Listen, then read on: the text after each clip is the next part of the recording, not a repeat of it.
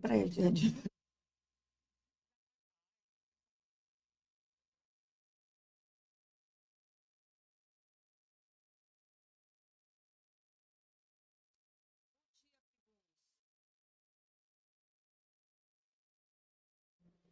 Vai lá. Bom dia, tribunos. Meu nome é Luciana Albuquerque, sou advogada criminalista. Estou falando aqui do podcast Tribuno Pod, diretamente da região norte do Ceará.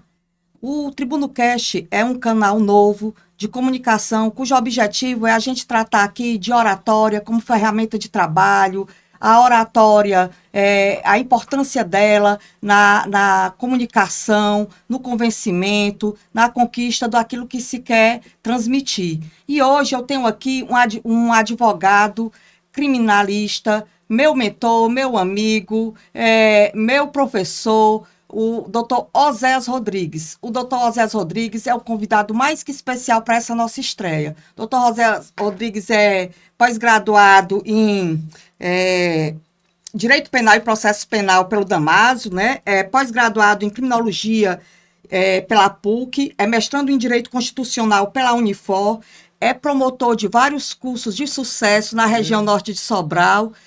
E é isso. Muito obrigada, doutor Oséias, pela sua presença aqui, por ter aceito o nosso convite. Estou muito feliz.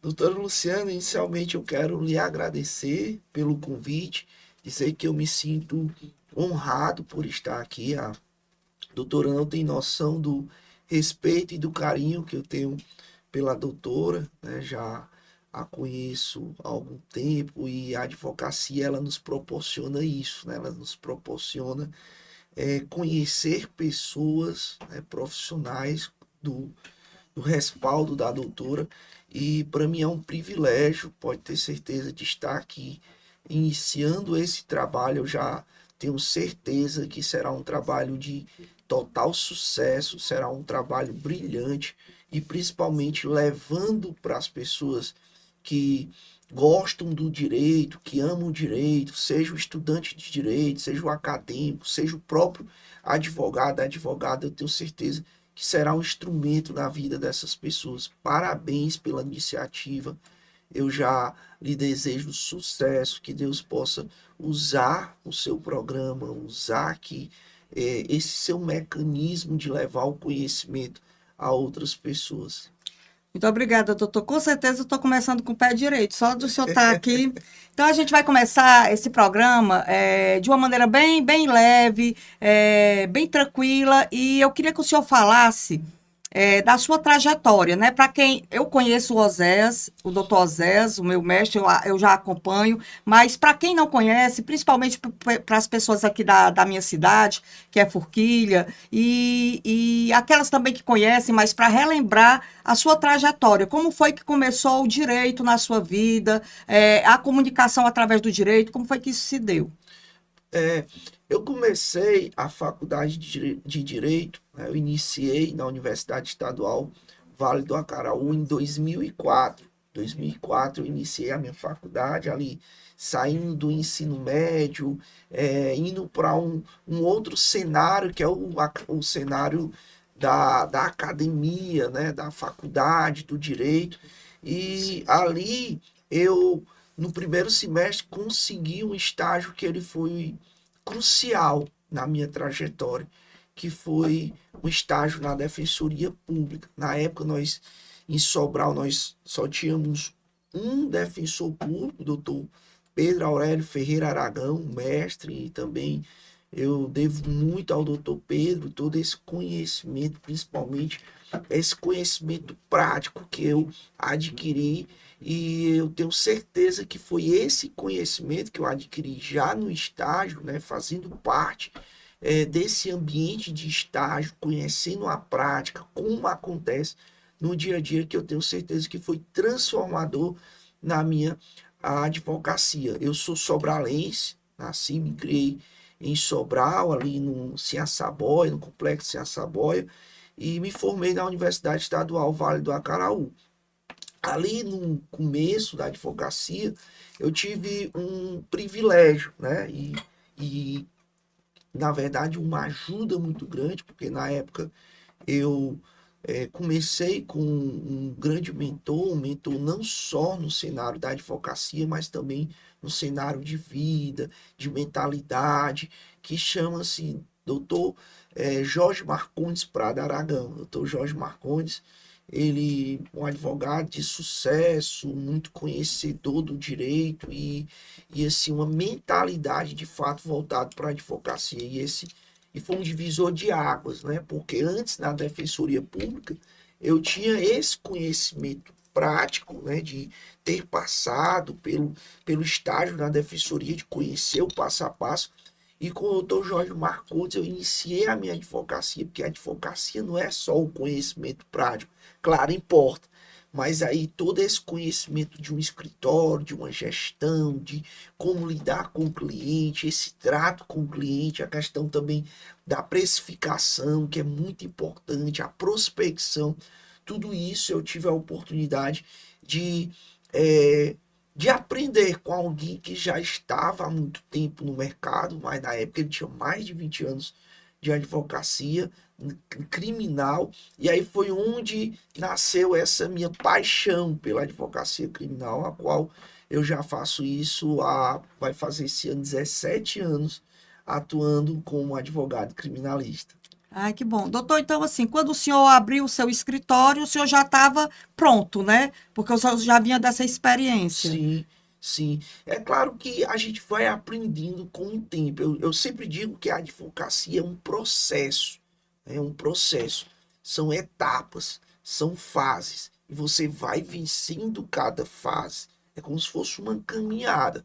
E aí tem muita gente que quer começar na advocacia achando que tem que ter aqueles melhores resultados, achando que já tem que ter aquela quantidade expressiva de clientes, achando que tem que já dominar o mercado, e não é assim, né? A advocacia é todo um processo, é toda uma caminhada que você vai adquirindo conhecimento, você vai adquirindo contatos através da relação mesmo diária, seja no fórum, seja com outros colegas, seja no ambiente da faculdade mesmo. Enfim, é todo um processo que a gente tem que saber viver esse processo. Não é uma coisa que acontece da noite para o dia, não é uma coisa que é assim com estralar de dedos. É você estar preparado para viver de fato o processo, a caminhada. Bacana. Doutor, é assim, gente, para quem não sabe, o doutor Oséias é um dos maiores tribunos que eu conheço. Inclusive, a minha estreia em Tribunal do Júri foi através do doutor Oséias que me fez o convite, e eu nem sabia o que seria a transformação na minha vida a partir daquele convite, porque a advocacia é a minha segunda profissão na vida, assim, de vida, e é, eu fiquei transformada a partir daquela experiência do Tribunal do Júri. Sim. E eu queria, assim, que o senhor também falasse sobre o Tribunal do Júri, das dificuldades que são hoje. E falando em comunicação, também eu queria que o senhor dissesse se a oratória ela ainda é uma ferramenta eficaz na transformação de um resultado. Porque nós sabemos que júris técnicos são muito importantes, Sim. os storytellings também são, e eu queria saber, assim, a oratória dentro do Tribunal do Júri, eu queria que o senhor colocasse isso na sua fala também, a importância dela, se ela serve realmente como essa ferramenta de transformação de resultado. Perfeito, doutora. Primeiro eu gostaria de voltar, né? E eu já me passou aqui a cabeça, a memória daquele momento que nós tivemos o seu primeiro tribunal do júri. Ali foi sensacional, porque naquele momento nós estávamos vivenciando um curso de prática jurídica, né? De prática no criminal, e ali eu tive a oportunidade, também vocês tiveram a oportunidade de presenciar, de estar presente e de fazer um próprio júri. E ali foi o seu primeiro júri e o seu cliente foi absolvido naquele júri, o senhorzinho que tinha sido pronunciado por crime de homicídio duplamente qualificado, e ele foi ali foi o seu primeiro júri e foi o único cliente absolvido daquele júri. Eram três réus, né? E dos 3 réus, 2 foram condenados e o cliente da doutora Luciana foi absolvido. É por isso que esse podcast não podia começar com outra pessoa que não fosse o senhor, tanto pela minha gratidão, como pelo pé de coelho que o senhor é. O senhor traz muita sorte, viu? E ali eu lembro que o senhor foi submetido a julgamento, foi absolvido. Ao final, ele deu aquele chapéuzinho, né, do Foi. homem do interior, Tenho chapéu até de hoje. couro. E ali é um símbolo, né? É um símbolo que eu tenho certeza que representa para a doutora um início, né, da participação, da sua atuação no Tribunal do Júri. A doutora Luciana, como advogada do Tribunal do Júri, ali é a sua é o seu início, ali marca o seu início, marca o início de uma trajetória no Tribunal do Júri. E eu fico muito feliz, doutora Luciana, de ter contribuído para esse seu início, né? Ali é como se eu tivesse contribuindo para alguém se conhecer um cenário que ainda não conhecia e principalmente conhecendo aquele cenário, se apaixonar, como hoje eu vejo a doutora Luciana apaixonada pelo Tribunal do Júri. Fico muito feliz quando a doutora está atuando no Tribunal do Júri, nos julgamentos, e vejo as suas postagens, vejo o seu posicionamento, vejo a sua forma de atuar, aquilo característica de uma mulher já experiente, de uma mulher que teve a oportunidade de fazer parte da segurança pública como policial federal e trazer toda essa bagagem, não só profissional, mas também de vida, para dentro do Tribunal do Júri. Você fala de uma forma tão simples, uma forma que todos conseguem entender. Você dá exemplos de vida que já passou por aquilo e faz com que as pessoas entendam através dos seus exemplos a mensagem que você busca levar, né? A mensagem que você traz dentro da sua sustentação. E eu logo naquele momento eu disse, doutora, esse é o seu, é o cenário que você precisa viver. Você tem muita capacidade para isso, você tem muita desenvoltura para isso e você tem muita experiência de vida, né? De ter já passado por inúmeras situações que lhe possibilita falar com propriedade, porque às vezes falar com propriedade é falar daquilo que você já viveu, daquilo que você já experimentou, daquilo que você já passou. E ali eu já vi em você uma advogada do Tribunal do Júri, uma tribuna. Ali parece que já era alguém capacitada, experimentada para viver aquilo. E eu fiquei muito feliz e hoje poder ter contribuído, né, com esse seu início na carreira no Tribunal do Júri. E eu tenho certeza que cada júri que a doutora vai fazendo, a doutora vai se aperfeiçoando cada vez mais, mas sempre lembrando daquele início, né, daquela. E assim, eu acredito que o fato de eu estar aqui hoje, iniciando esse seu projeto, é um reconhecimento, né? Eu me sinto honrado, porque é um reconhecimento de lá atrás a gente ter contribuído de alguma forma para a advocacia que a doutora Luciana exerce hoje, principalmente no Tribunal do Júri. E aqui fica a minha gratidão, né, por esse reconhecimento. E quando se fala no Tribunal do Júri, doutora Luciana, eu vejo o Tribunal do Júri como talvez o ápice da advocacia criminal. Eu vejo o Tribunal do Júri aquilo com na verdade viver um ambiente que é um ambiente sensacional da advocacia criminal. É viver aquilo que é prazeroso dentro da advocacia criminal. É você ter aquela atuação efetivo. Por isso que a defesa é plena, né? Ela é diferente daquela atuação dos outros crimes, daquela atuação muitas vezes engessada, né? Que está muito relacionado àquilo que o juiz controla dentro da audiência, e não no Tribunal do Júri é algo muito mais pleno. É algo que você realmente se encontra no tribunal do júri, porque você consegue exercer uma verdadeira advocacia, sem amarras, né? Sem aquele controle, aquela coisa engessada. E o tribunal do júri, ele traz essa liberdade de atuação do advogado, né? Onde o advogado tem voz, é onde ele pode falar por 1 hora e meia ali, se for um réu, ele pode falar por 2 horas e meia, ele pode ir para a tréplica se tiver réplica. É onde o advogado criminalista tem de fato voz e vez. Então, o tribunal do júri, ele é algo apaixonante. Quem faz tribunal do júri, ele, ele não consegue deixar de fazer, porque é algo prazeroso, né? A liberdade de alguém que está ali nas suas mãos e você pode contribuir para impactar a vida daquela pessoa, né? Seja numa absolvição, seja até muitas vezes numa pena mais justa do que ele precisa, ou seja, o sujeito, ele é condenado, mas ele é condenado de uma forma justa, na dosimetria correta. Então, você é um instrumento da vida daquela pessoa ali no tribunal do júri.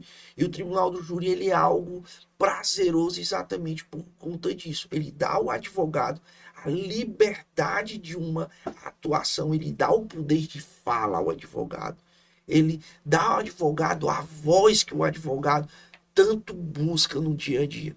Para mim, o tribunal do júri é algo que é incomparável. Eu acho que o advogado criminalista que faz tribunal do júri, ele não deixa de fazer o tribunal do júri, porque é algo muito gratificante, é algo prazeroso, é algo sensacional, é algo que envolve as suas emoções. Tanto é que quando eu termino o tribunal do júri, eu passo às vezes 2, 3 dias para voltar ao normal, porque é algo de muita energia dentro do tribunal do júri. É a família da vítima, a família do réu, é aquele jogo de energias, aquela coisa muito espiritual dentro do plenário e do tribunal do júri. E é por isso que eu passo muitas vezes dias para voltar ali ao meu normal, de me envolver completamente emocionalmente naquele julgamento ali no plenário do júri. E aí, por fim, a terceira pergunta que a doutora me fez, a questão da oratória, né? Oratória no tribunal do júri. As pessoas acabam confundindo a oratória com simplesmente o falar bem, o falar bonito, o falar de forma eloquente, né? A oratória seria isso, seria o advogado que consegue falar bem, falar bonito. A oratória é muito além disso. A oratória, ela é uma estratégia, não só da fala, como você se comunica, como você leva a mensagem para o ouvinte. Eu acho que o maior problema que se tem hoje é a comunicação. Você vê, às vezes, casais que se separam pela falta de comunicação ou por essa comunicação que não é precisa. Às vezes a pessoa interpreta de forma equivocada, a mulher interpreta o homem ali, ou o homem interpreta a mulher de forma equivocada, às vezes não dá oportunidade de falar, ou não fala aquilo com clareza, e aí há um ruído na comunicação que muitas vezes causa um problema ao ponto do casal se separar. A oratória no tribunal do júri, ela é uma estratégia naquilo que você se propõe a levar a título de mensagem, fazendo com que aquelas pessoas que estão lhe ouvindo, elas se convençam dos seus argumentos, daquela sua forma de pensar. Então, a oratória, ela não é só o falar bonito, mas é sim você falar com eloquência, falar com firmeza, falar de forma didática, falar aquilo que aquelas pessoas consigam entender. Veja, já fiz muitos júris em cidades pequenas, interior, e ali muitas vezes os jurados são pessoas mais humildes, são pessoas que não têm aquele nível, né, de conhecimento técnico ou de intelectualidade que me permite eu chegar lá e falar palavras muito difíceis, simplesmente por falar, para achar que eu estou impactando ou encantando aquelas pessoas com palavras difíceis demais. Então, qual é o meu objetivo em falar difícil? O que eu vou ganhar com isso? Então, eu acho que a oratória ela é mais de como você vai transmitir a mensagem que você quer para aquela pessoa, né? E aí você tem que conhecer o seu público, você tem que conhecer quem está lá para lhe ouvir, você tem que saber a forma de você falar, você tem que ter o tom de como vai falar, você pode num júri perder um júri porque o tom como você fala soa de forma arrogante para a pessoa que está lá ouvindo. Eu já vi muitos jurados condenarem o réu pelo tom de arrogância que Aparente da fala aparenta a fala do advogado. A forma como o advogado se posiciona, a forma como o advogado transmite aquilo que ele quer para os jurados, aquela mensagem que ele está levando para os jurados. Então, quando se fala em oratória no tribunal do júri, muitos confundem a oratória com a forma como se fala, a eloquência, aquela coisa bonita de se falar. Mas a oratória, ela é muito mais do que isso. É o poder de fala de uma forma estratégica. E aí você tem estratégia para isso. Você tem que estudar para isso. Aí você coloca storytelling, você coloca uma série de ferramentas que podem ser utilizadas no momento da sua fala para convencer aquela pessoa dos seus argumentos. E no tribunal do júri é isso, é convencimento. Convencer 7 pessoas que muitas vezes você nunca teve qualquer tipo de contato ou qualquer tipo de relação para saber como essas pessoas pensam, o que essas pessoas imaginam e simplesmente ali em 1 hora e meia no debate você tem que convencer pessoas que você nunca viu antes ou que você nunca se relacionou antes. Então, assim, é muita técnica nisso, é muita estratégia. E aí a oratória, ela é sim um canal, um instrumento para que você consiga ali transmitir para o seu ouvinte a mensagem que você quer levar ao ponto de convencer e levar o resultado que você busca ali enquanto estratégia defensiva. Perfeito, doutor. Doutor, a gente tem, Bia, a gente tem aqui refrigerante, tem Ótimo, eu tenho aqui uma coca, água tem aqui, tá, guaraná, qual que você prefere? Tem tá. chá, Não, tem uma água aqui, tá boa, tá mas boa. tem bastante coisa ali para o senhor. Muito interessante o senhor falar isso, de conhecer o público, né? E o senhor falar, e eu fico também muito grata pela maneira como o senhor relembrou a minha estreia vitoriosa no Tribunal do Júri. Mas uma coisa assim, a gente não pode olvidar, a gente não pode esquecer. Quando o senhor me convidou para fazer aquele primeiro júri, o senhor me convidou para ir ao seu escritório, fui eu e o Saulo. Sim, eu tô Eram salvo. 2 alunos seus, né? Saulo, Sim. um abraço grande. Você é meu filho do coração, você sabe disso. Meu colega hoje lá na Anhanguera, na faculdade, fico muito feliz, tenho muito orgulho do Saulo também. E o senhor, a gente passou 3 dias em treinamento. Sim. Então, assim, o senhor falou também de estado de júri, que quando o senhor sai do júri, o senhor passa ainda uns 2 dias naquela energia. Mas, na realidade, o senhor entra em estado de júri muito Muito antes. antes. Porque eu lembro que para esse júri foram 3 dias de treinamento, a gente chegava lá, às vezes, no início da tarde, saía um pouco tarde da noite, e o senhor mandava pedir. Eu brincava, gente, aqui a gente almoça, lancha e janta, e ainda tem uma ceia, Sim. porque era toda uma preparação, toda uma equipe. Então, assim, por trás de um júri bem feito, para a gente atingir um resultado, exige um treinamento. E o senhor trabalha muito isso.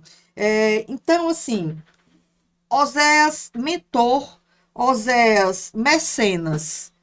Por que isso? Assim, de onde vem esse ímpeto, essa vontade, o porquê disso? Por que Oséias Mecenas? Mecenas é aquela pessoa que promove, né? Promove o Sim. conhecimento, promove a arte, promove a cultura, aquela pessoa que financia, que estimula de alguma forma. E o Oséias, ele tem essa verve do mecenas. Inclusive, num dos cursos dele que eu participei, ele ofereceu, se a gente não colocou ainda à frente, foi por falha nossa, não dele, mas ele convidou a mim, ao Saulo, ao Saulo não, ao Tiago Vasconcelos. Tiago, um abraço para você também, meu amigo, irmão.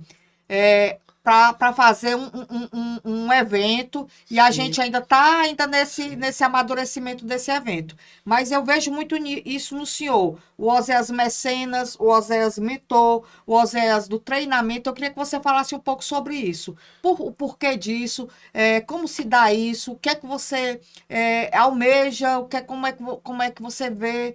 Fala um pouco disso para a gente.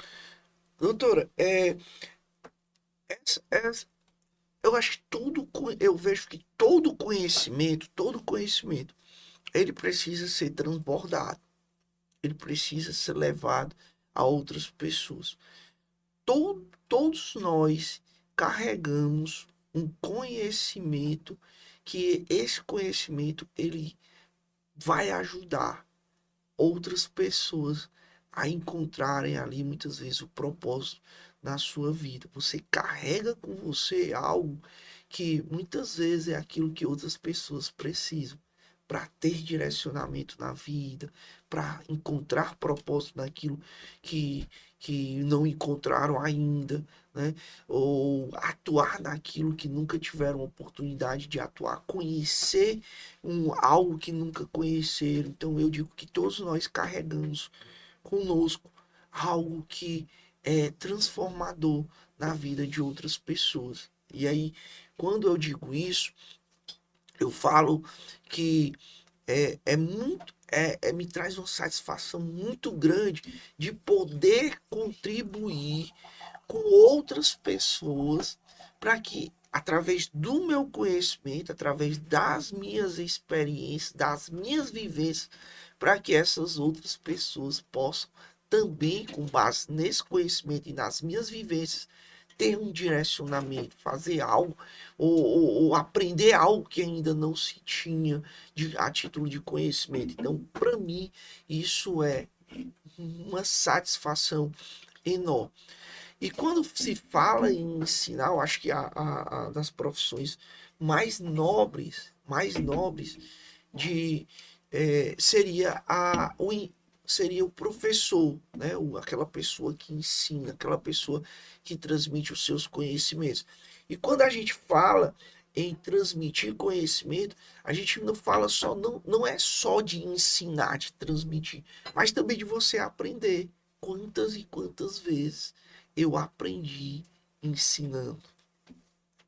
Quantas e quantas vezes eu fixei aquele conhecimento ensinando?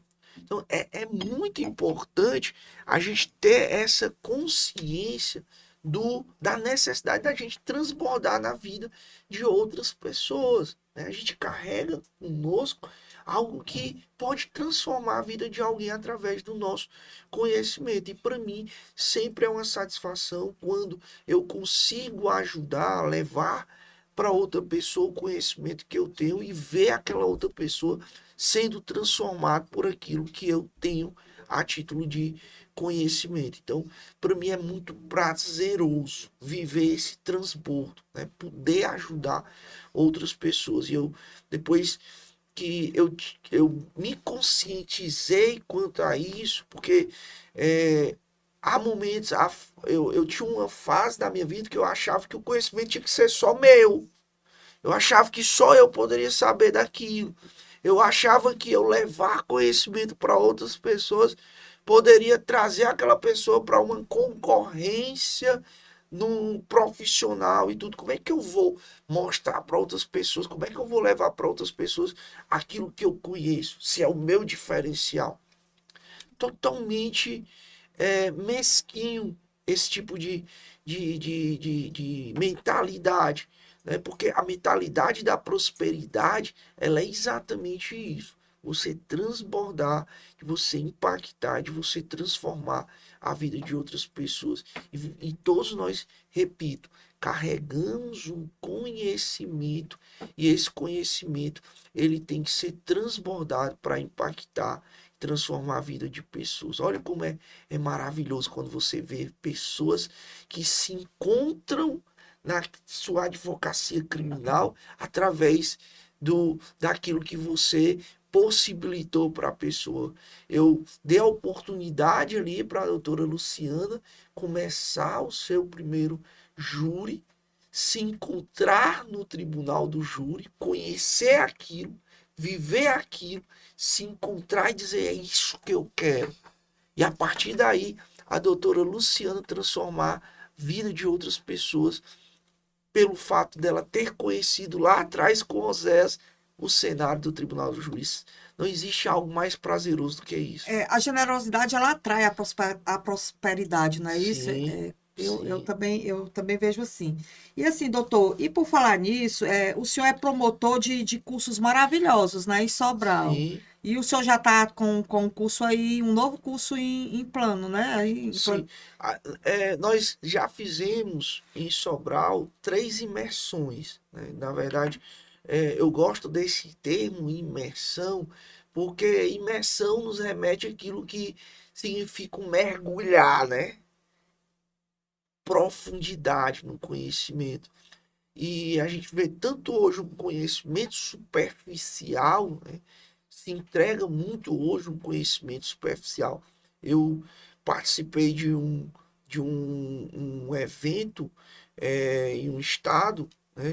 Viajei para esse estado para participar desse evento, e eram vários professores renomados, eram de fato pessoas que tinham um conhecimento muito aprofundado sobre determinados temas específicos do direito penal e processual penal. E quando eu participei daquele evento, na verdade eu me frustrei um pouco. Por que que eu me frustrei? Porque era, eram muitos palestrantes para pouco tempo. E a gente via que o organizador do evento só estava preocupado em vender, de fato, vender. E aí cada palestrante tinha 20 minutos, 30 minutos, quando ele tinha muito para entregar, mas por uma questão do limite de tempo, não podia entregar. E na hora que a gente estava gostando, na hora que a gente estava entendendo, na hora que a gente estava buscando aprofundar a temática, terminava a palestra dele. E assim, a gente se frustrava por, né, ter viajado, ido para um outro estado, ter pago um valor considerável, um ticket de ingresso considerável, para você chegar lá e não aproveitar da forma como deveria se aproveitar. E aí, através desta minha visão, né, daquilo que eu passei, eu tenho uma preocupação muito grande em oferecer nas imersões que a gente faz uma verdadeira experiência, né? Não só uma experiência no conhecimento, que é importante, né? Um conhecimento verticalizado, aprofundado, um conhecimento transformador, um conhecimento que, é, que torna as coisas claras, né? Que traz clareza, mas também uma experiência no tratamento, uma experiência no acolhimento dos alunos, dos participantes, né? Uma experiência num café, uma experiência num coffee break, uma experiência no almoço. Então a gente tenta promover para as pessoas que participam dos nossos cursos, das nossas imersões, uma verdadeira experiência em todos os cenários, não só no conhecimento, mas no próprio tratamento, né? E a gente, no início, a gente louva, entrega a Deus aquele momento, entrega ao Senhor aquele momento. A gente não começa de outra forma, senão entregando a Deus aquele momento, aquele dia, aquela imersão. Então, a gente consegue promover essa espiritualidade nas pessoas, muitas vezes que vão ali, que estão ali precisando de um trabalho, de uma proximidade com Deus, de pessoas que estão afastadas e elas já chegam lá, né? E ali ficam impactadas com aquele momento, no início ali, de louvando a Deus, de orando, enfim, do trato, do acolhimento, de principalmente estudantes, né? De estudantes que vão lá, às vezes eu vejo os estudantes agradecendo, pai, obrigado por ter trazido isso, porque é algo que a gente vê em outros estados, às vezes, estudantes que não têm condições de viajar, como a gente faz isso, para São Paulo, Rio de Janeiro, Santa Catarina, e a gente vive aí nessas imersões fora, e a gente traz toda essa excelência para dentro de casa, né? Para as pessoas aqui, principalmente aquelas que não têm condições de ir lá, a gente traz toda aquela experiência para próximo dessas pessoas. E para mim isso é gratificante. Eu digo isso para mim. É cansativo, né? Você passa ali 2 meses É muita vendendo, muita preparação, né, para isso preparação, desse. conversando, convencendo a pessoa a ir, né, para o evento. Vai lá, vai ser bom, você vai gostar e tudo. Então você tem que ter esse convencimento prévio de levar a pessoa para o teu evento, mostrar para ela que aquilo vai ser proveitoso. E tem todo um trabalho nos bastidores que muita gente não sabe, que muita gente não vê. E de fato é algo cansativo, mas pode ter certeza, é gratificante. Nós tivemos 3 imersões até agora, né? São imersões presenciais, e aí é importante isso, porque a gente possibilita, através dessa imersão presencial, um network, né? Uma conexão de pessoas que não se conhecem, passam a se conhecer, dali nascem parcerias. Já vi muitos advogados saírem das nossas imersões parceiros em atuação, né? O advogado que é de outra cidade, Tianguá, Camusim, e aí precisa de fazer uma audiência de custódia no 5º núcleo, que é em Sim, Sobral, e aí liga para a doutora Luciana, liga para o doutor Saulo, liga, enfim, para outros advogados, e aí se nasce ali um elo, uma parceria, uma ligação entre aqueles advogados. Então, assim, é prazeroso, é proveitoso, certo? E eu acho que isso traz um nível para nossa advocacia, principalmente na região norte, e eu me preocupo muito com isso, doutor, com o nível de advocacia, principalmente no cenário criminal que nós estamos vivenciando. É muito importante isso. Nós somos responsáveis por esse nível de advogado e de advogada criminalista. Nós somos responsáveis pela construção de uma imagem do advogado criminalista. A partir do momento que você atua fora da ética ou fora do que a lei te permite, ou fazendo algo que possa prejudicar alguém, ou fazendo algo que vai além do cenário da advocacia, da atuação como advogado criminalista, você está contribuindo de forma negativa para a imagem do advogado e da advogada criminalista. Então, a gente poder trazer para dentro da nossa cidade, da nossa região, esse nível, né, de um conhecimento aprofundado, isso, na verdade, é uma responsabilidade nossa, como advogados mais antigos, é um senso de responsabilidade, de promover uma advocacia de qualidade, de excelência, construir uma imagem que é uma imagem sólida do advogado criminalista. A gente fala muito assim, estão criminalizando a advocacia criminal, estão, né, deturpando a imagem do advogado criminalista e tudo.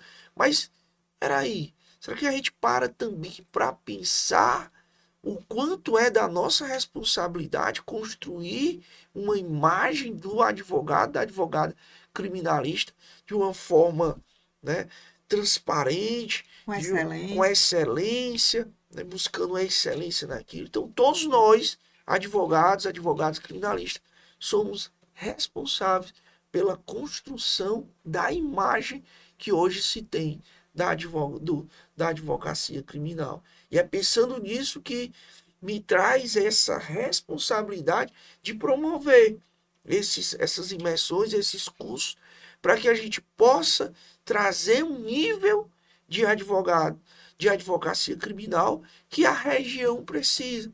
É aumentar esse padrão, né? É a gente tornar um padrão mínimo da advocacia criminal. Menos do que isso, eu não aceito como advogado e como advogada criminalista. Então, isso é muito bacana, é a gente proporcionar uma mentalidade, que eu acho que é o ponto crucial, transformar, promover uma mentalidade fortalecida do advogado e da advogada criminalista.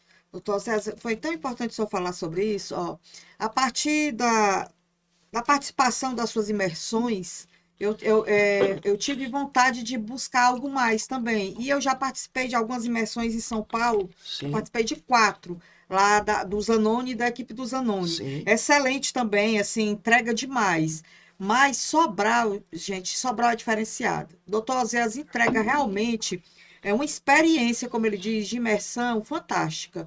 Porque, como ele falou, quando a gente chega lá, a primeira coisa que a gente trata é da energia, né? A gente ali, sim, através da espiritualidade ali, da oração, a gente dá aquela acalmada, já coloca a sim, gente assim numa energia boa para o momento.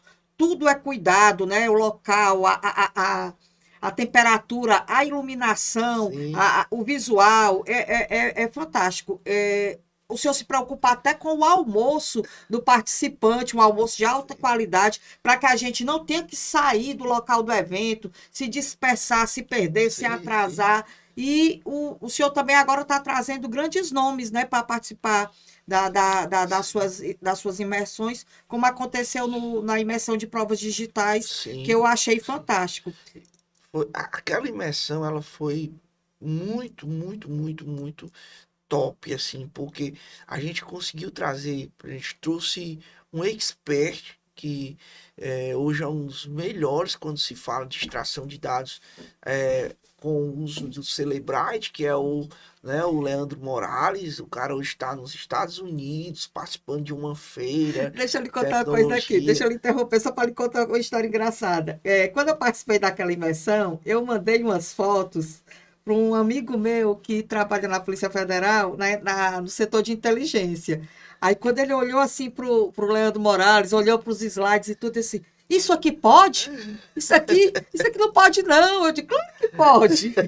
Eu disse, é por isso que a gente não consegue manter preso. Vocês vão lá, vocês sabem de tudo, vocês tiram. Eu achei tão Né? interessante, assim, ele ficou, "Não, isso aqui não é possível, de tanto pode que acontece com muita excelência. E é Sim, para isso que a gente está, para garantir o direito, o melhor direito ao cliente, e a gente sim, tem que sim. estudar mesmo, tem que se especializar. Muito boa aquela imersão, Sim, sim. maravilhosa. A gente teve o Joaquim. Joaquim é um dos maiores especialistas a nível nacional mesmo sobre interceptações telefônicas, de análise do guardião, de mostrar que o procedimento como é feito, né?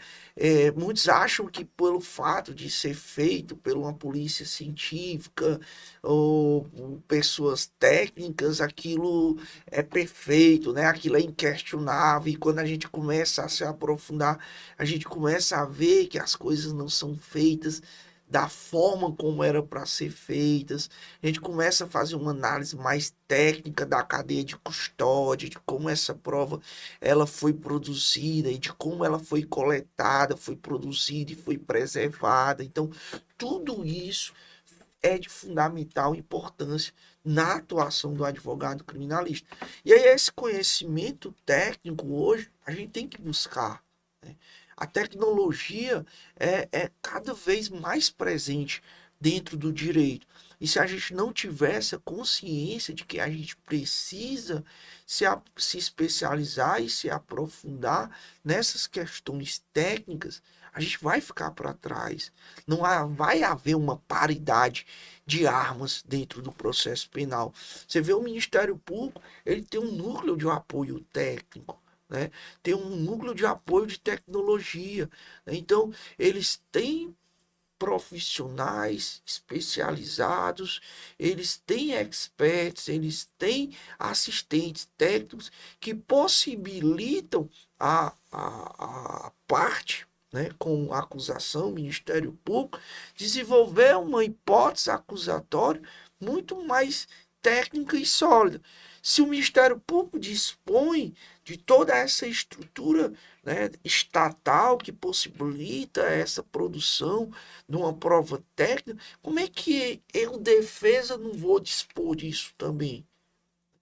Como é que eu posso garantir uma paridade de armas em um processo em que você tem a acusação totalmente com aparato estatal, com nível de tecnologia para a produção daquela prova, e você tem uma defesa que não dispõe desses recursos, né?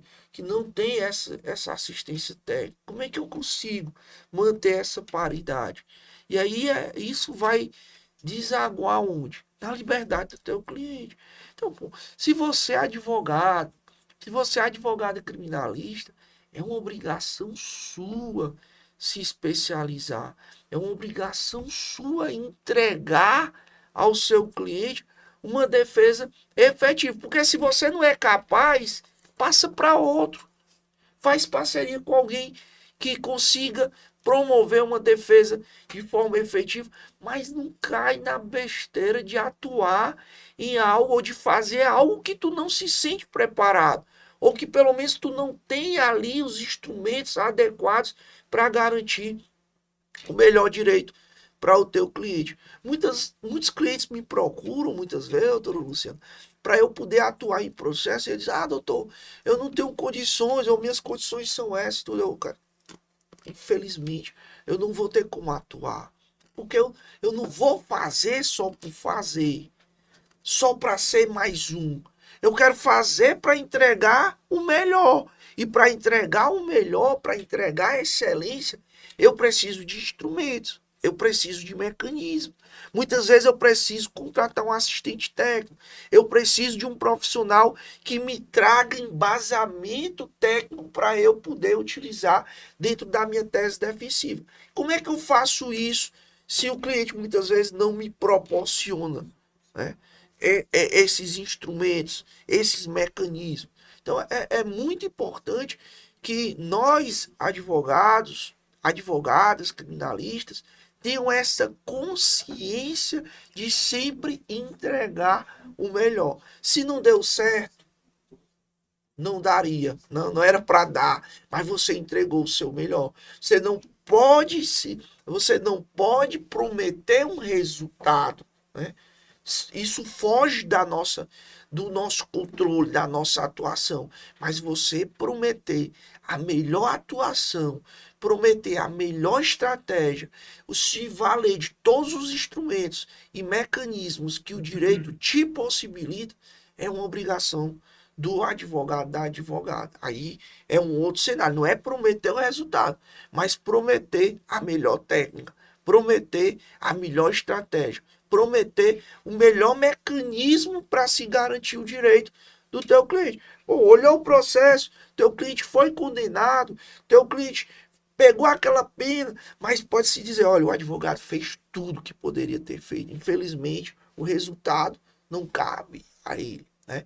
Ele é apenas uma peça no jogo do tabuleiro, e uma peça importante, né? Aqui é importante esclarecer que o advogado é uma peça de suma importância no jogo do tabuleiro. É um jogador mesmo ali, mas o resultado final não depende só dele. São fatores tanto internos como fatores externos que influenciam o resultado de um processo. Sem dúvida. Doutor, ainda assim, para finalizar a questão das imersões e passar para a próxima pergunta, eu acho assim importante ressaltar aqui o papel da doutora Davidiane, né, que é sua esposa, que Sim, ela é sua sim, parceira aí no trabalho do escritório, das imersões.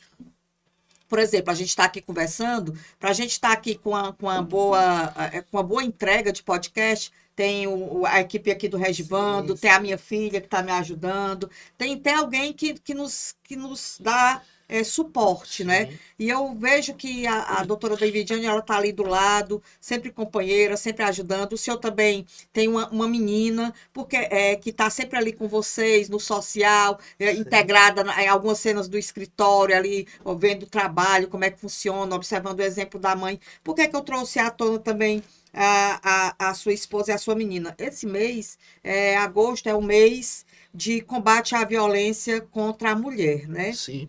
E a gente vê que está havendo recrudescimento de leis, como aconteceu agora com o pacote antifeminicídio, que Sim, mexeu em várias legislações, né, nossas, várias leis. E 2023, em 2016 foi criada a lei do feminicídio. Em 2023 foi um ano de maior exponencial a violência contra a mulher. Em 2024 sai o pacote antifeminicídio. sim. E a gente, com penas nunca antes vistas no Absurdo. país, né? Que vai de 40 40 a anos. 60 anos, pode chegar até 60 anos de reclusão, coisa que não existe em nenhuma outra pena. No entanto, eu não vejo, eu, Luciana, advogada criminalista, que essa seja a solução, que esse seja o caminho, porque você viu, semana passada, há pouco mais de 8 dias, um homem dá 61 socos em Sim, 35 sim. segundos numa mulher. Uma outra pessoa em Brasília também flagrada por câmeras e aumento da violência. Vendo que o senhor valoriza tanto a mulher, o senhor valoriza tanto a sua esposa, a sua filha, a mulher, o papel da mulher de modo geral, o senhor tem muitas funcionárias, pensando nessas mulheres que compõem a sua vida e tratando da lei como criminalista, como é que o senhor vê essa questão do recrudescimento da lei? Qual solução o senhor imagina que poderia melhorar essa questão da diminuição de violência contra a mulher, né? A gente falando nesse nosso agosto lilás aqui. Pronto. É, a Davidiane, aí você tocou, né, especificamente como mulher, você tocou no nome da Davidiane, né, da minha esposa, da minha amada esposa. A Davidiane hoje eu digo que ela é a cabeça pensante do escritório. Ela está por trás do escritório, sempre pensando, sempre criando, sempre trazendo alternativas para a gente melhorar a performance do escritório. E todos os dias a Davidiane está pensando de como a gente melhorar a entrega, não só do escritório, mas de tudo aquilo que a gente faz. Você falou das imersões. Talvez 80% do que se vê nas imersões é algo imaginado e encabeçado pela Davidiane.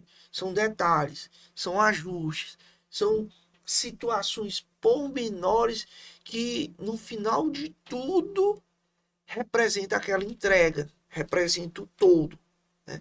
E eu vejo muito isso, assim, quando eu sou muito grato pela vida da Davidiane, não só como esposa, né, de ser hoje minha mulher, de estar ali me apoiando, né, em tudo aquilo que eu faço, muitas vezes eu vejo assim que a Davidiane ela acredita às vezes mais em mim do que eu mesmo. Eu digo assim, rapaz, a Davidiane acredita mais em mim do que eu. Isso é muito bom, porque isso é um estímulo. Toda hora tá te cobrando, tu pode mais. Tu pode mais. E você caminhar com uma pessoa dessa, com uma mulher dessa do teu lado, isso te leva para novos horizontes, e isso te traz uma caminhada muito mais te proporciona uma caminhada muito mais longa, E muito mais suave. firme, muito mais suave, né? Com uma suavidade muito maior. E assim, eu sei do papel da minha mulher, da minha esposa, da Davidiane, não só no escritório, mas na minha vida e na vida da minha família. né? E até mesmo de como eu me relaciono com os meus filhos, principalmente com a Sofia, né, que é a minha filha, que é a mais nova, que tem 6 anos, e a Davidiane, ela é impressionante como tudo aquilo que ela passou na relação dela com o pai, ela traz para mim para que eu me torne um pai melhor. Ela diz, olha, eu tenho determinada crença ou bloqueio que isso foi fruto da relação que eu tive com meu pai. E ela me traz essas experiências e isso me faz ser um pai melhor, né? Por exemplo, ela diz, sempre tu pega a Sofia, abraça a Sofia, coloca no colo, que tu tá transmitindo para ela proteção, que ela tá sendo amada, que ela tá sendo, é, que você tá entregando para ela o amor que ela precisa, que ela merece, e tudo. E eu faço aquilo, né? Porque a Davidiane tá me estimulando, a Davidiane tá me orientando a fazer aquilo. E eu tenho visto que aquilo promove uma relação com os meus filhos, principalmente com a Sofia, totalmente diferente daquilo que eu já vivi como um filho, né? E que ela também viveu como filho. Então eu sou muito grato pela vida da minha esposa e eu tento de todas as formas honrá-la, né? Porque a gente precisa honrar a, o marido, a mulher precisa honrar o marido, o homem precisa honrar a sua esposa, e isso é muito importante, né? E quando se fala, doutora, nessa questão legislativa, né, de aplicada à mulher, principalmente no contexto da violência doméstica, familiar, enfim, afetiva. A Lei Maria da Penha, ela é uma lei de 2006. Olha aí, 2006, nós estamos em 2025, né? Vai fazer o quê? Fez 19 anos. 2006 e já estamos aí em 2025. 19 anos. Próximo ano vai ser 20 anos. Uma geração, né? 20 anos. Exatamente, 2 décadas, uma geração. E se a doutora perceber, a Lei Maria da Penha é uma das leis que mais foi alterada ao longo desse tempo, ao longo desses 19 anos. Não existe, eu não consigo agora imaginar, eu não consigo agora ver uma lei de 2006 para cá que foi mais alterada do que a Lei 11.340 de 2006, que é a famosa Lei Maria da Penha. Uma lei necessária, a Lei Maria da Penha é uma lei necessária, brilhante naquilo que se busca através da lei, o propósito da lei, a essência da lei, A intenção a da... intenção da lei, o objetivo da lei, brilhante, de fato, diante de toda uma questão histórica que nós temos, histórica e cultural da mulher, da forma como a mulher é tratada no ambiente doméstico, no ambiente familiar, dentro também do ambiente profissional, em relação a assédio, em relação à importunação, enfim. Então, a gente tem uma história de como a mulher, ao longo do tempo, foi tratada, né, foi vista enquanto sociedade, e a lei ela vem com esse propósito de melhorar a situação, né, de tentar proporcionar um tratamento que a mulher realmente precisa ser, da forma como a mulher precisa ser tratada.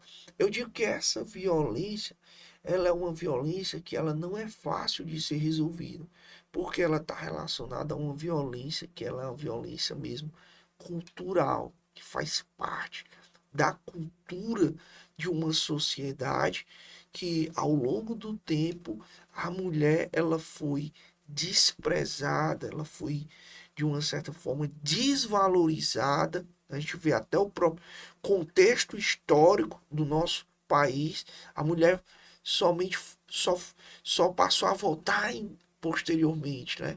O homem começou a votar, primeiro era por classe, depois era todo homem, e aí a mulher foi começando a ser inserida.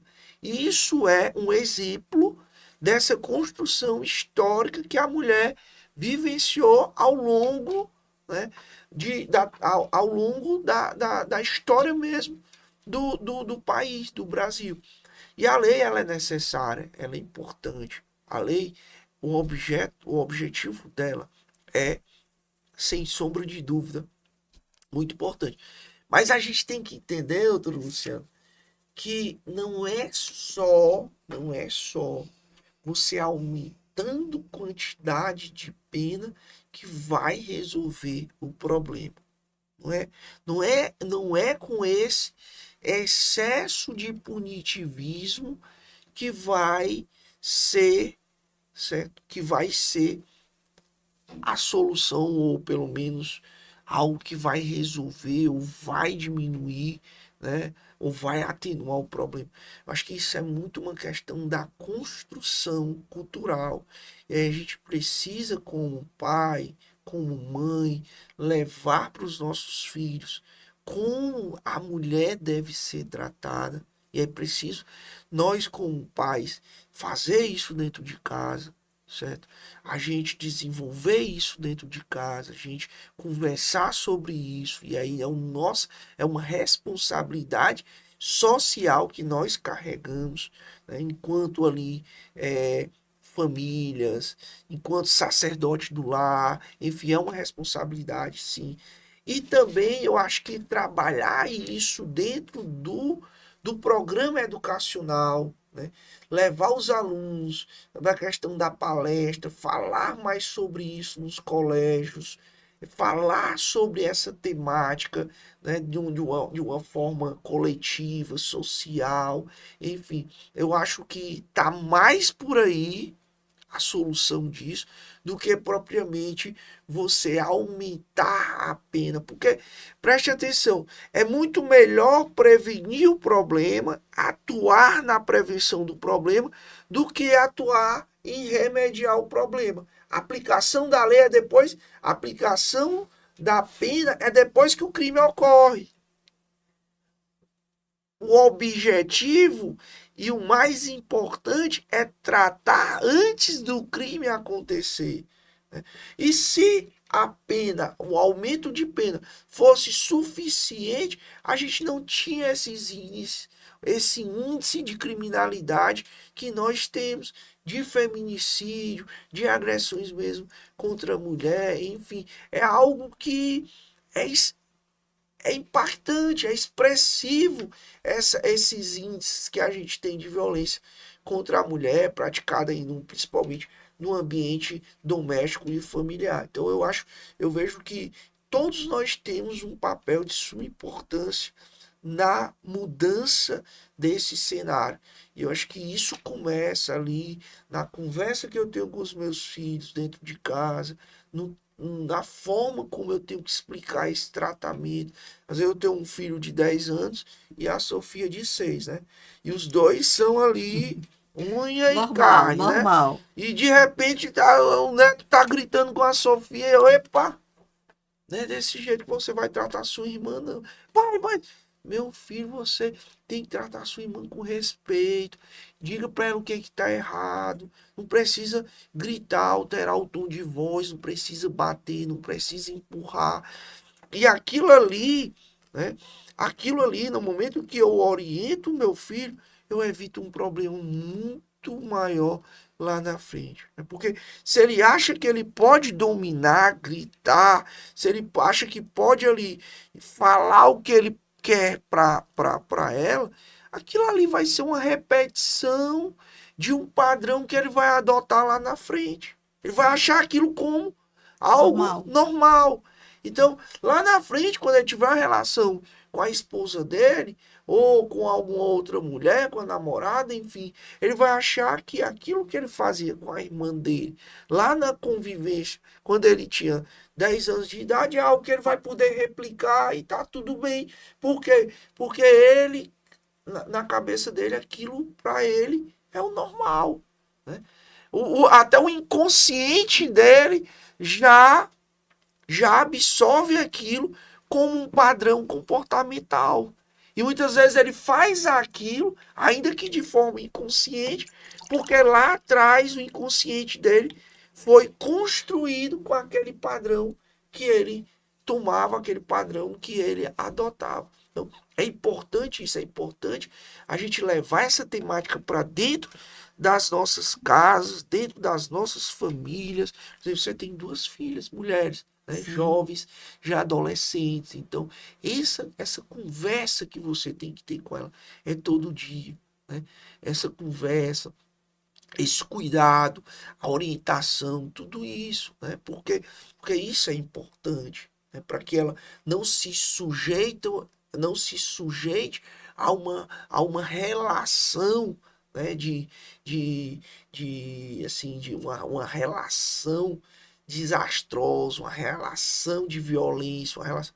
Então, isso é muito importante, esse papel da gente.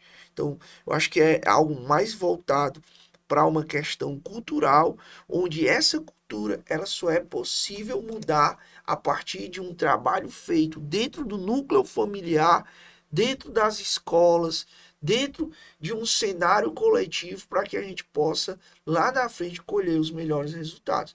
Eu sempre me preocupo com essa questão de achar que se resolve só aumentando quantidade de pena. Repito, aumentar quantidade de pena é algo que vai tratar o problema depois que existe. E a gente tem que tratar o problema para não existir, ou seja, prevenir que o problema aconteça. Interessante. Doutor Oséias, o senhor falou aqui, sacerdote do lar.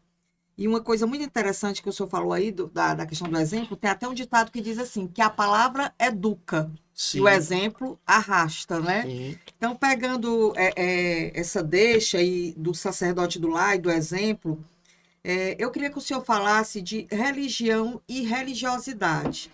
Eu vejo assim o senhor cada vez mais integrado à igreja. Sim. Eu vejo muitas postagens. Eu vejo dentro dos seus eventos, dentro das suas imersões, como a religião ela tem um destaque importante.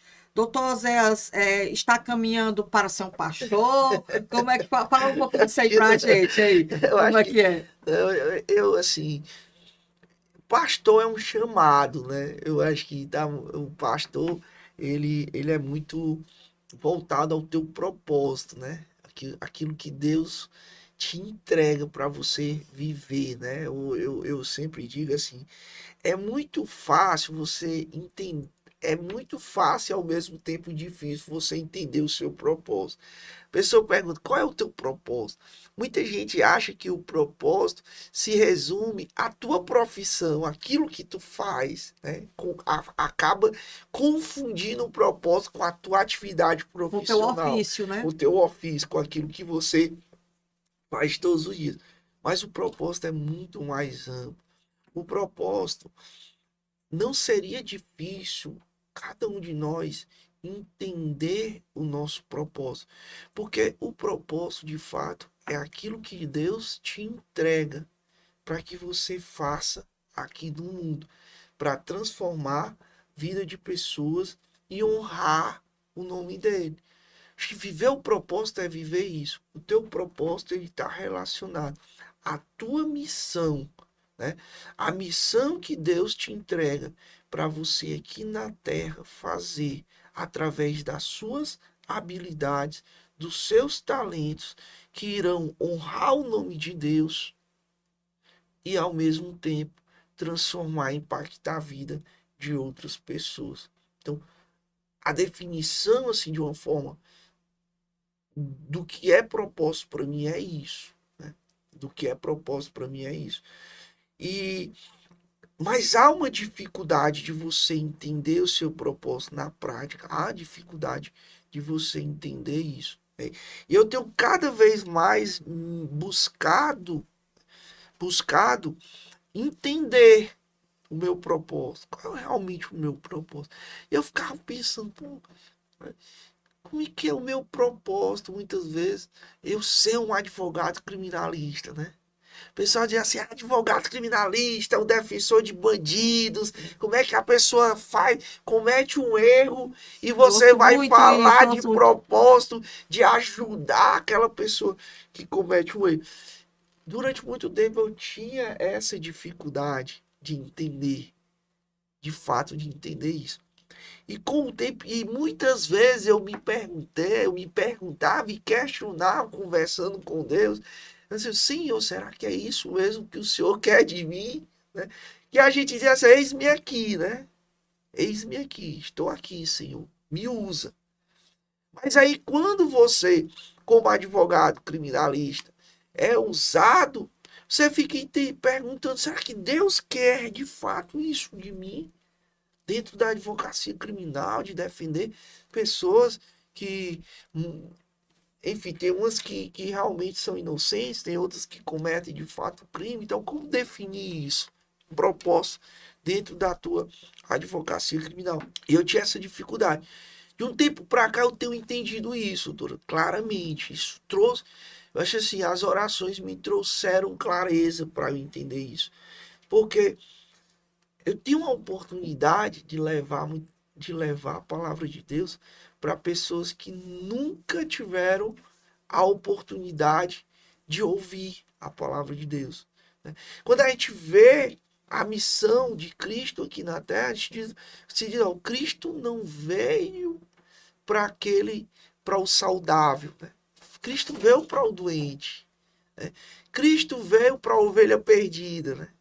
Cristo, a missão maior de Cristo na Terra foi exatamente isso.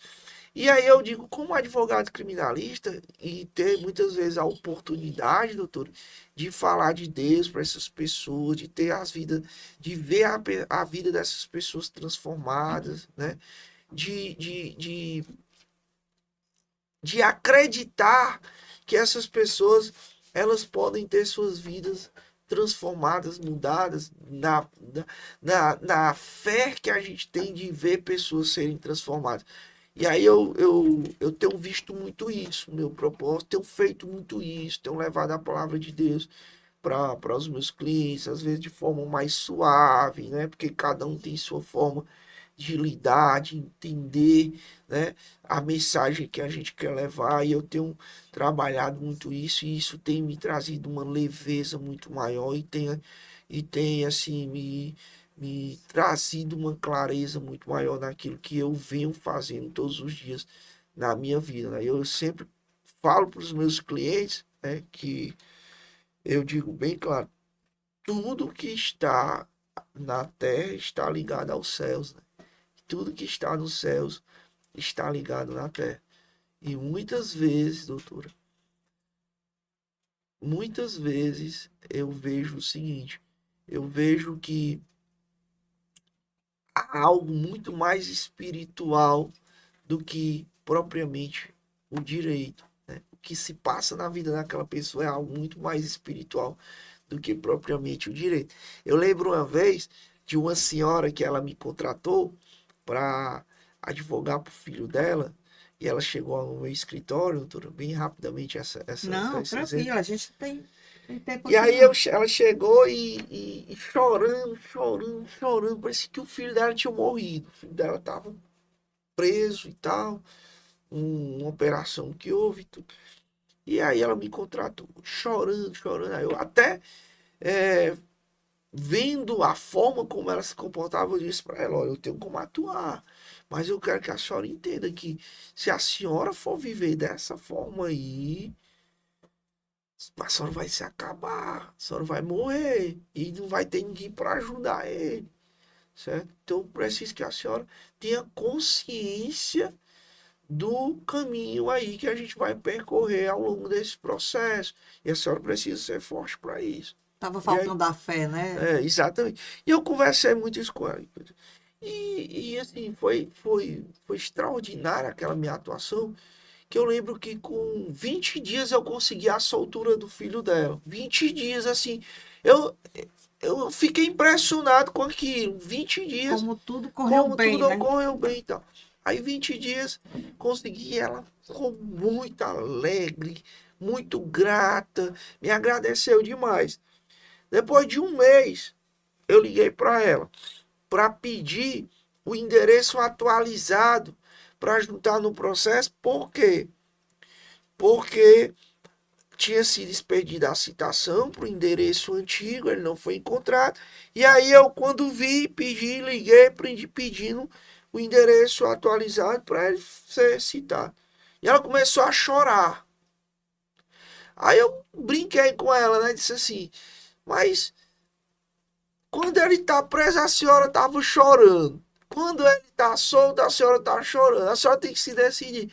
E ela começou a chorar e disse que o filho tinha morrido. Oh, meu De um Deus. acidente. Ele vinha de moto e bateu num poste. 30. E aí, tava 20 dias depois que ele foi solto. E a gente não entende muitas vezes, né? E principalmente quando se fala de paz, que o deserto pode ser um livramento. Que aquele momento de sofrimento, de deserto, pode estar livrando de um deserto ou um sofrimento muito maior, Muito mais definitivo. muito mais definitivo. E são questões como essa que nos traz uma reflexão diferente da minha atuação como advogado criminalista. Eu vejo algo muito mais espiritual. E é por isso que eu tenho visto uma forma diferente de atuar. Às vezes chegam pessoas no meu escritório, tem advogados que dizem assim, doutor, não deixe o cliente sair do seu escritório sem fechar contrato. Se ele for no seu escritório, dá um jeito de fechar contrato, porque depois sai do escritório, vai vir uma pessoa que vai influenciar na questão da contratação, que vai dizer, não, eu conheço outro e tal, enfim. E aí tem essa técnica que diz, não deixe o cliente sair do seu escritório Sem fechar sem o fechar contrato. contrato. E eu digo assim, eu sou o primeiro a dizer para o cliente, vá para casa e reflita. Vá para casa e reflita. Se você se sentir tocado de que eu serei seu advogado, de que eu vou ser instrumento da sua vida, você vai voltar. E se não for, tá tudo bem. Tá tudo certo. Tá tudo certo. Às vezes a gente quer impor uma situação, doutor, que pode ser um problema na nossa vida. Tem clientes que pode ser um problema na sua vida. E Deus está te livrando dele e você está querendo. Você está insistindo, Você né? está insistindo naquele problema para a sua vida. E eu tenho visto muito isso, assim. E eu tenho orado muito e dito, Senhor, se o Senhor quer me usar como instrumento naquela vida daquela pessoa, que assim seja. Mas se o Senhor achar que eu não vou poder entregar o meu melhor, e eu não vou poder, de alguma forma, transformar a vida daquela pessoa, que ela procure um outro profissional. Porque não é só a questão do dinheiro, é você ser um canal, você ser um instrumento na vida daquela pessoa. E quando você pensa assim, a coisa muda completamente. E você vai entender que tem clientes que não é para você. E você também pode ser, você pode não ser o profissional que aquele cliente precisa ou necessita. E tá tudo bem. E a vida segue. E a caminhada segue. E é isso que eu enxergo hoje, que eu vejo hoje dentro da minha advocacia. Que bom, doutor. Doutor, eu recebi aqui uma mensagem do Garcia Júnior, que é um aluno nosso lá da Anhanguera, dizendo, mandando um abraço para o senhor, que o senhor é um grande profissional em Sobral, né? Também desejando boa sorte aqui para o nosso projeto. Obrigada, viu, Garcia Júnior? Um abraço para você também. Doutor, assim, já nos aproximando aqui do final, eu queria que o senhor desse, assim, uma sugestão cultural de algum livro, de algum filme, alguma série, alguma coisa para o trabalho, para os estudantes, para os colegas, para o público em geral, porque a arte, ela também é um instrumento de comunicação, né? É uma ferramenta. Sim. O senhor se utiliza, assim, de alguma coisa? Doutora, hoje eu tenho trabalhado muito e tenho me interessado muito por esse cenário da mentalidade. Da mentalidade. E assim, eu tenho estudado e eu tenho buscado conhecer mais sobre isso, porque tudo tá aqui, tudo parte daqui, tudo parte daqui. Eu certa vez conversando com um colega advogado, ele dizendo o seguinte: às vezes, como é que tu conseguiu fechar esse contrato de honorários pelo valor que que você fechou?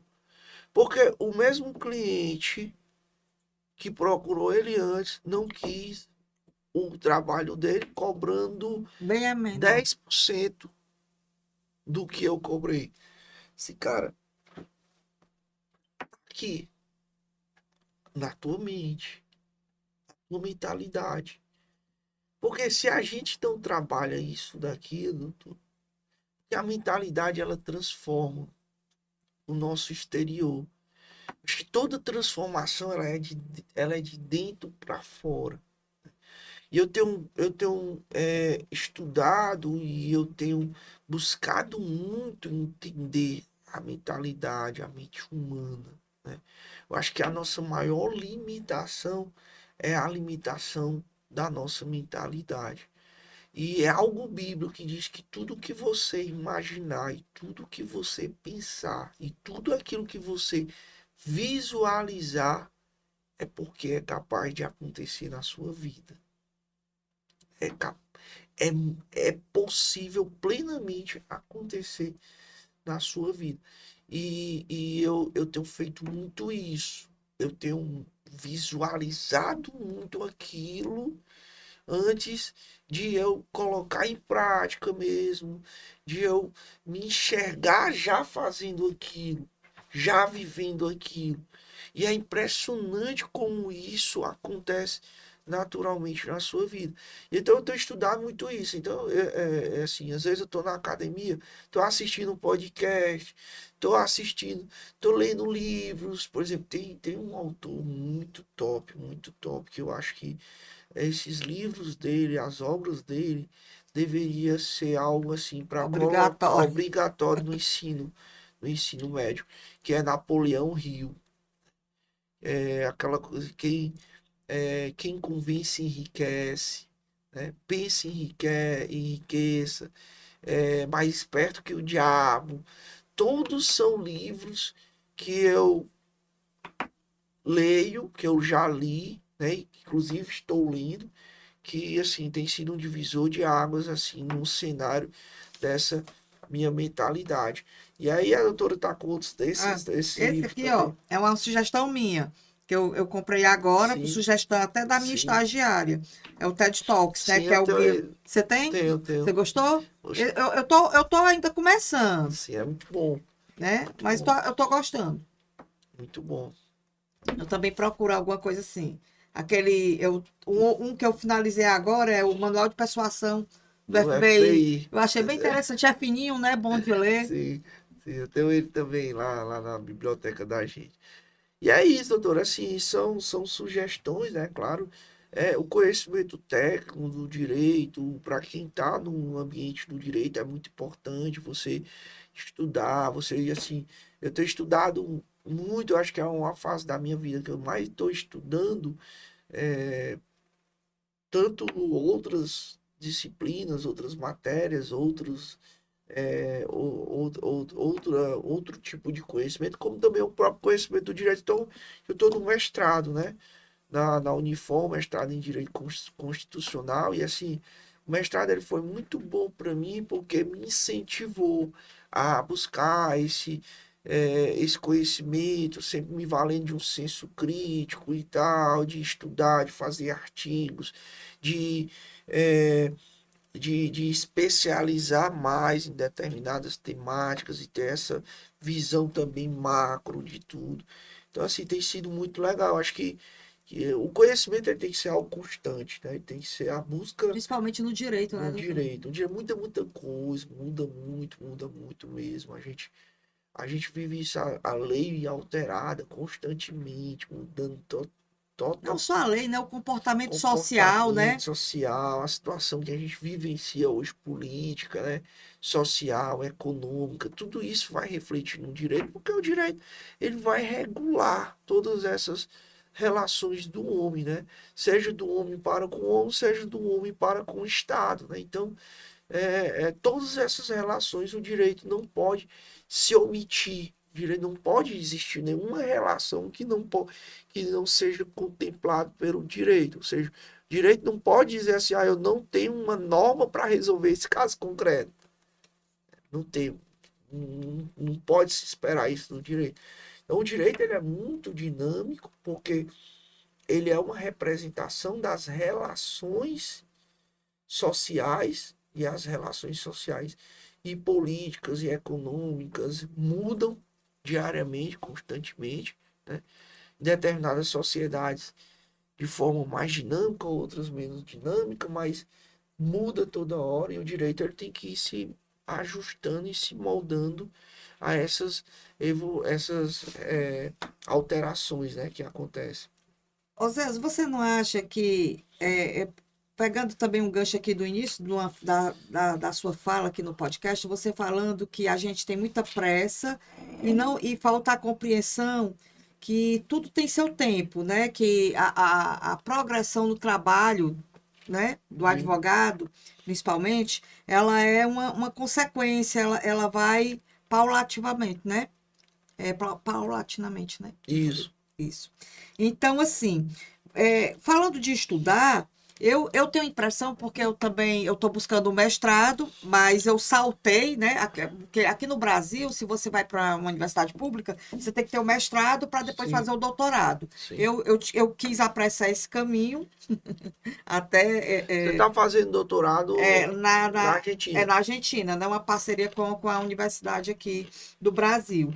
Por causa da docência, porque as faculdades hoje elas precisam de professores com títulos, e eu já adiantei esse caminho.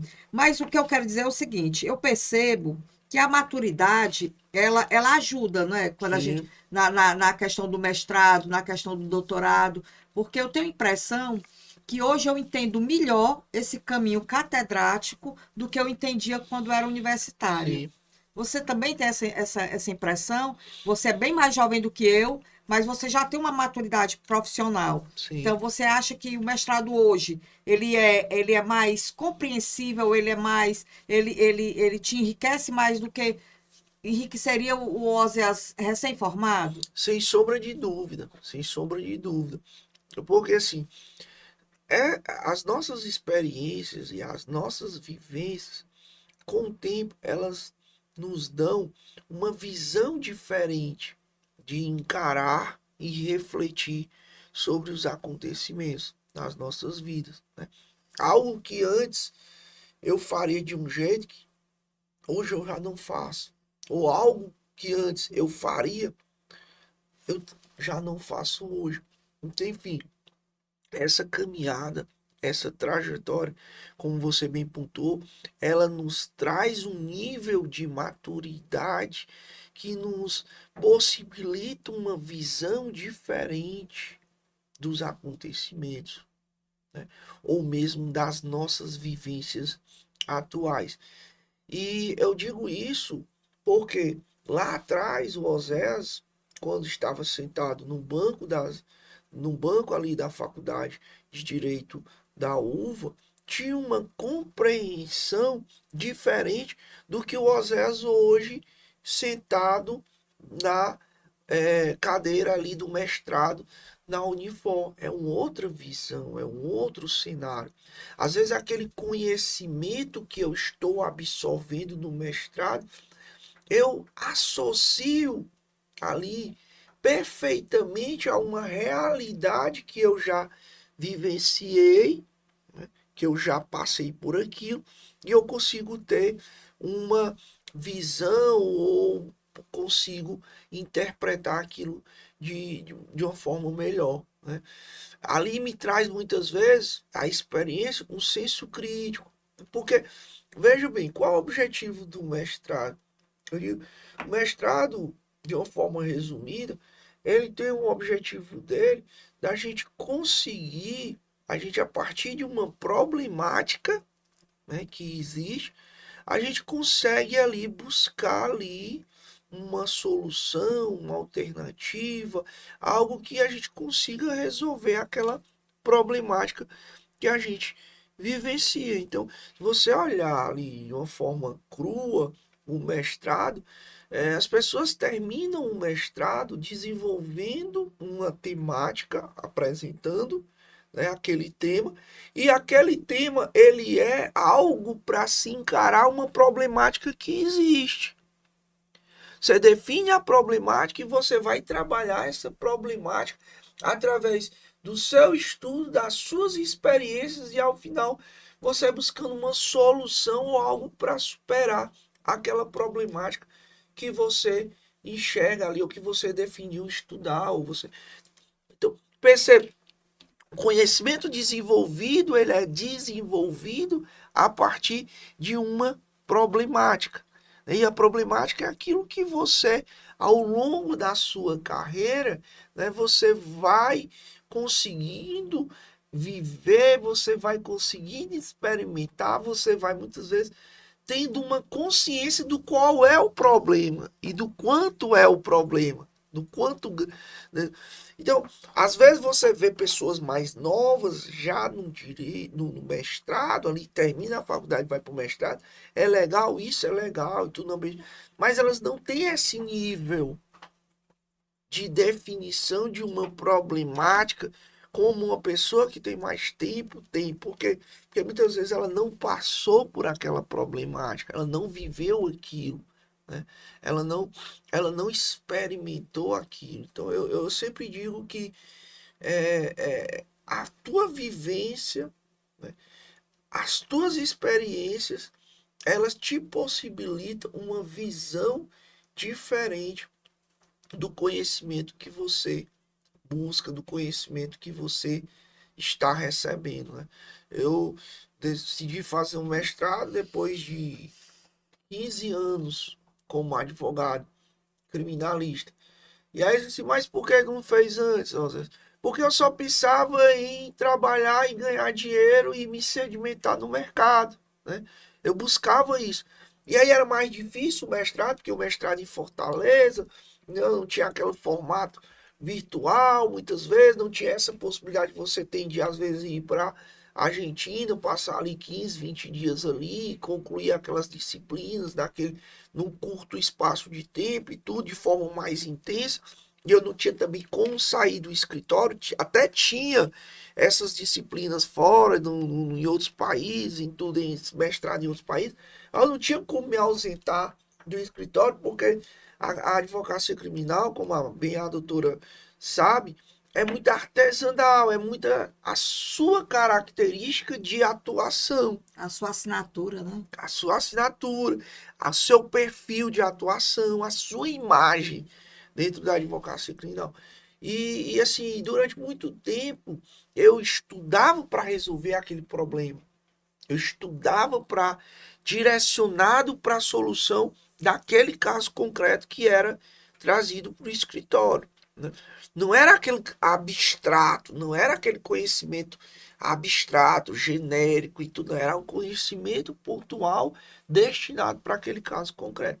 E aí hoje eu estou no mestrado, estudando, tendo acesso a um nível de conhecimento e toda hora que eu estou absorvendo aquele conhecimento, me vem à mente uma problemática que eu vivenciei ao longo das minhas experiências. E aí eu associo essa problemática a esse conhecimento que eu estou absorvendo. E essa associação ela fica muito mais fácil da gente conseguir fazer. Então é muito disso, né? Viva a advocacia, que é a profissão que atende tanto as pessoas jovens Sim. como as pessoas maduras. É uma profissão que eu acho extremamente, um ofício, né? Extremamente democrático, porque ela não nos expulsa do mercado de trabalho. Quanto mais maduros, quanto mais experientes, né? Mais referência nós somos, né? Doutor Zé, eu vou pedir aqui para o senhor deixar uma mensagem para a gente. Vamos chegar aqui finalmente do do nosso podcast. Eu, por mim, ficava aqui um tempão, mas eu sei que nós temos. O senhor, passa rápido, eu sei que o senhor tem outros compromissos, e eu quero agradecer demais assim, ao senhor a oportunidade de um papo tão enriquecedor, de prestigiar as pessoas que assistem o nosso canal e aprender mais e mais, né? Assim, e solidificar ainda mais a nossa amizade. Sim, sim. Fico muito feliz que o senhor tenha vindo aqui. Eu queria que o senhor deixasse uma mensagem aqui para a gente. A mensagem eu quero deixar aqui, primeiro, né, a mensagem de gratidão à doutora, né? Uma mensagem também de gratidão e desejo, né? Que não só a sua advocacia, mas como tudo aquilo que você se propõe a fazer, que seja um sucesso, né? Eu sei que quando a gente fala de sucesso é algo muito subjetivo, né? O sucesso para a doutora pode ser totalmente diferente do meu sucesso. Mas o sucesso, quando eu desejo, é o sucesso mesmo de você fazer algo e se encontrar naquilo que você faz e dizer assim, pô, vale a pena eu fazer isso, né? Então é esse tipo de sucesso que eu desejo para a doutora, em tudo aquilo que a doutora colocar a sua mão, tudo aquilo que a doutora se propor a fazer, que realmente a doutora encontre, né, um propósito, encontre um motivo e um verdadeiro motivo, um motivo nobre para que para aquilo que a doutora se propõe a fazer.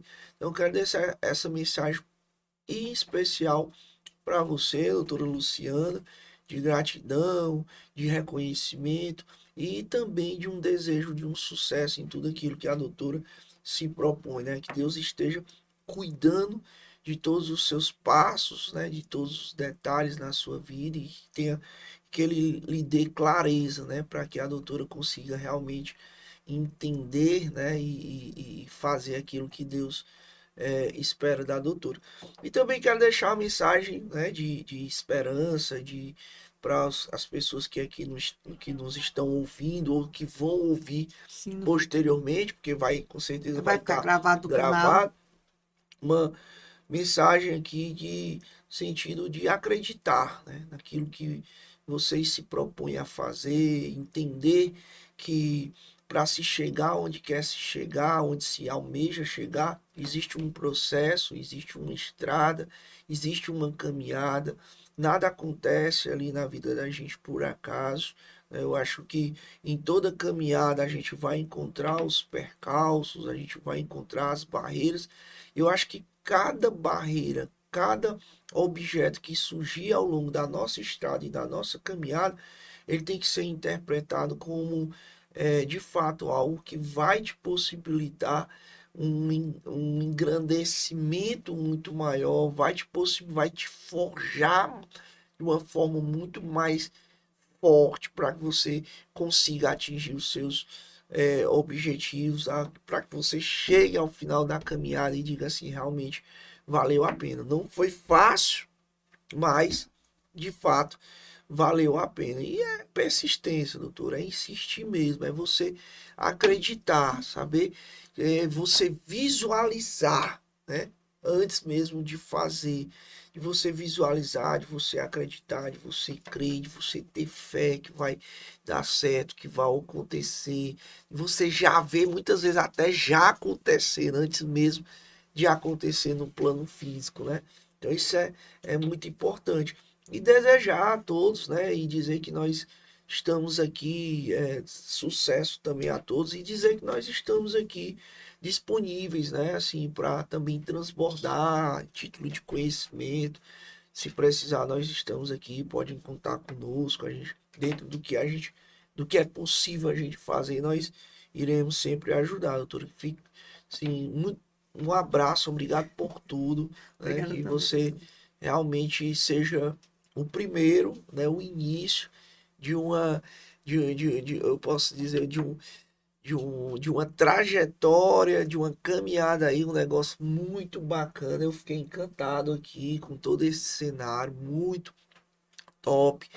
Mostra realmente excelência naquilo que você se propõe a fazer, esse cenário, a forma como a gente foi recepcionado, a forma como a gente foi tratado ao longo aqui, o bate-papo assim, transcorreu assim numa naturalidade Muito bom. tão grande. E é impressionante, né? Que não houve nenhum ajuste de perguntas, né? Não, E não, a doutora não, Luciana não me mandou nenhum, não script. nenhum script do que viria perguntar, do que iria acontecer. A gente foi batendo um papo aqui e eu tenho certeza que foi muito proveitoso. Para mim foi, não sei, não Ah, para mim acredito também, sem dúvida. que para os que É como eu estão disse, ouvindo. começar com o senhor é sempre começar com o pé direito, né? O senhor traz muita sorte Obrigado, doutora. e Obrigado. felicidade, viu? Muito Amém. obrigada.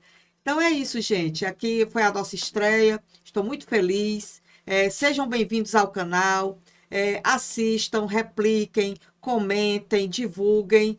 E na próxima semana a gente vai ter também convidados muito especiais. Eu te aguardo aqui às 10 horas da manhã. Muito obrigada.